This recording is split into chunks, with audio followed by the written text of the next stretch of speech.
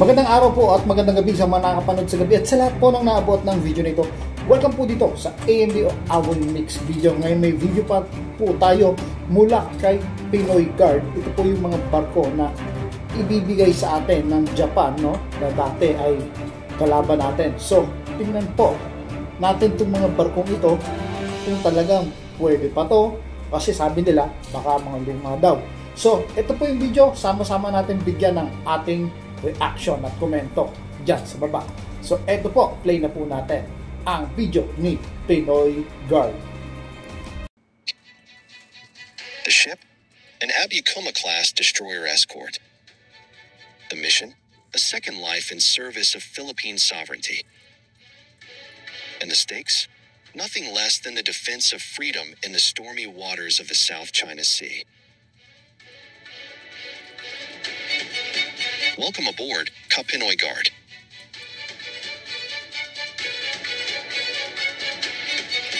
Stay with us as we uncover why this handover may signal the beginning of a naval turning point, one forged not in steel alone, but in alliance, strategy, and vision. This is no ordinary ship. It's a destroyer escort, a war-tested vessel of the Abiakuma class. And it's being transferred to the Philippines. So, bagong flag na. Kung nagsisail siya noon, nagsisail o yung naglalayag siya sa dagat noon, nagamit yung flag ng Hapon, ngayon ay magiging Philippine flag na. At tingin ko, kung may mga armaments to isasama nila, eh mukhang okay pa naman ito, no? Kaysa naman, mas maganda pa ito sa banggaan dahil hindi ka manghihinayang dahil second hand, ano? Yeah, tuloy natin ang video. What does this mean for the armed forces of the Philippines? What message does it send to China and to the world? Stay with us, because this handover may change everything we know about Philippine naval power and what lies ahead in the stormy waters of the South China Sea. Don't forget to like, subscribe, and hit the notification bell to stay updated with the latest on Pinoy Guard, your frontline for defense and security updates in the Philippines.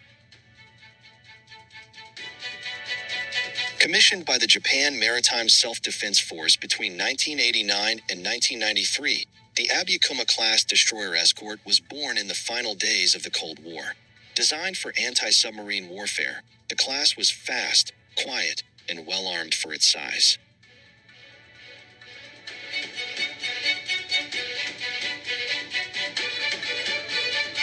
Displacing 2,000 to 2,550 tons, stretching 100. Kung yan po yung barko na yan, yung nakikita natin sa video ngayon, ay mukhang may kalumaan nga. Pero mukhang para sa akin, ay kapakipakinabang pa yan, ano? At tinik pa rin yan sa lalamunan ng China. At malaking tulong yan, ha? Balita ko, marami raw yung ganyang barkong i-deploy sa atin, no? 10 ba nga? 10 nga ba? 10 ano? Kung gano'n, pakikinabangan talaga natin yan. Kahit mukhang kasing edad ni Godzilla yung barkong yan. Gawin natin Coast Guard. Di ba? At hindi natin panghihinayangan na ipambangga yan. No? Kung yung yung Sierra Madre, hindi natin binabasura yun. Kasi kahit bulok na yun, mahalaga. Ito, hindi pa ito bulok. Talagang pakikinabangan pa to at tested na po yung mga barko na yan. Sige, tuloy natin ulit ang video. 9 meters long and capable of speeds up to 27 knots, these ships carried sonar systems, Harpoon anti-ship missiles, Mark 32 torpedo tubes, Odo Malara 76mm naval guns, and Phalanx CIWS turrets for last-ditch missile defense. And even after more than 30 years, one thing is clear. This ship, seen during its final open house in Japan, looked better maintained than most active Philippine Navy vessels today.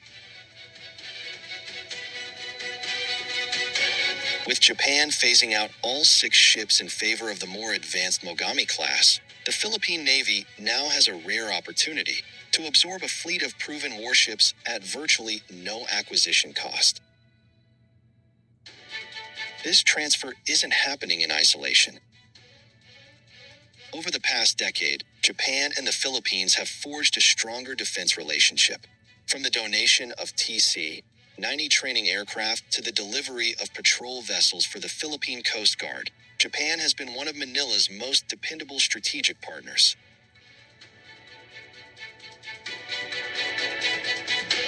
Now, with the signing of a reciprocal access agreement and intensifying maritime exercises in the region. So yun, no?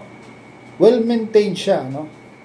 Yung barko na yun, nakita nyo naman yung armaments, di ba? Pinakita, no?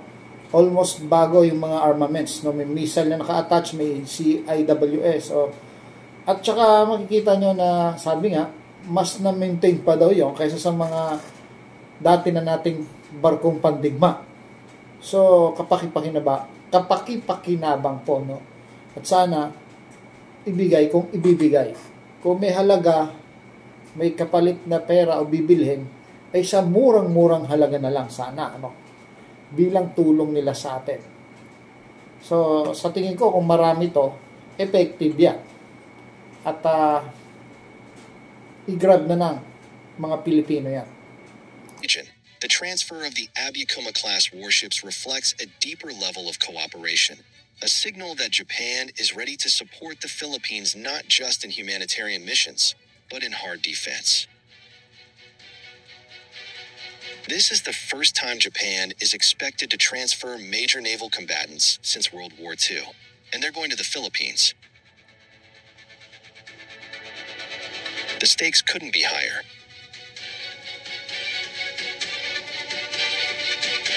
The South China Sea, an arena of gray zone aggression, swarming tactics, illegal structures, and creeping militarization. Here, the Philippines is under constant pressure. Chinese Coast Guard ships shadow Filipino resupply missions. Militia vessels blockade access to sovereign reefs. And Beijing continues to assert its 9-line claim, despite international rulings. The Philippine military's response, Rehorizon 3. This final phase of the AFP modernization program shifts the focus from internal security to external defense.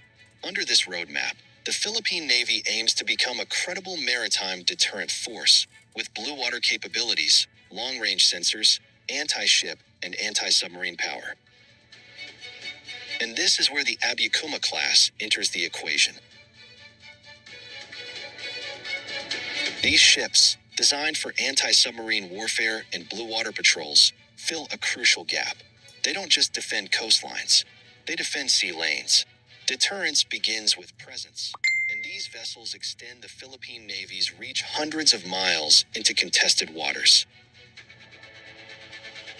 Here's what makes this deal even more extraordinary: the cost. This is not a purchase. It's a government-to-government transfer. Japan is offering these ships as part of its strategic security assistance, deepening trust with Manila and counterbalancing regional threats. While the acquisition itself is virtually cost-free, the Philippine Navy will need to spend on transport, retrofitting, and training. Total estimated cost-free.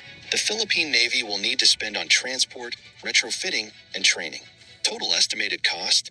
Around 200 million pesos per ship, or roughly $3.5 million US. That's still a bargain, considering a brand new... So, dito na lang po natin puputulin, no? Hanggang kalahati lang po. Kung gusto niyo pong mapanood itong buong ito ni Pinoy Guard, ng video na ito, no? Look for yung title niya, no? Final Look Before Departure, Japan's Warship Ready for Philippines Transfer, no?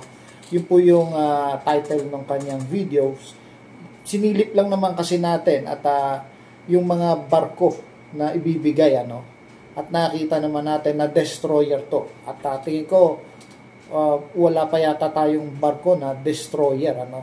At ito ay anti-submarine at mukhang capable din ito sa tinatawag na vertical launch na mga missile, no? At may CIWS nga rin ito, no? Yung parang phalanx kung tawagin nila. So yung nakakabit na mga armaments ay mukhang moderno, no? Yung barko lang mismo yung sinasabi nilang old na, o sabihin natin World War II pa, pero tingin ko ay pwede pa ho, ano, sa akin lang, no? Kung gera rin naman pag-uusapan, ay mukhang kaya pa itong i-upgrade, no, ng mga Pilipino. Magaling po tayo dyan, mga Pilipino, sa upgrade na yan.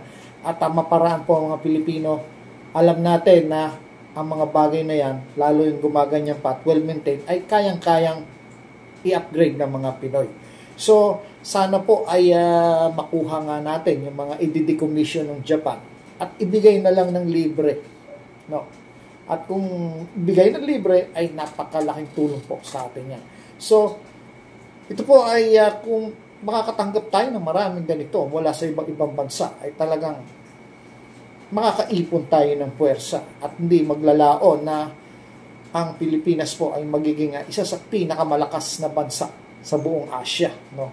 Lalo't nasa likod natin itong Amerika na handa namang tumulong sa atin sa anumang kagipitan. So, may God bless Philippines po. Lagi po tayong mananalangin na makaiwas tayo sa mga labanan, no? Maraming salamat po sa pagtangkilik dito sa video natin o sa ating tinatawag na reaction video, commentary. Hanggang sa muli po.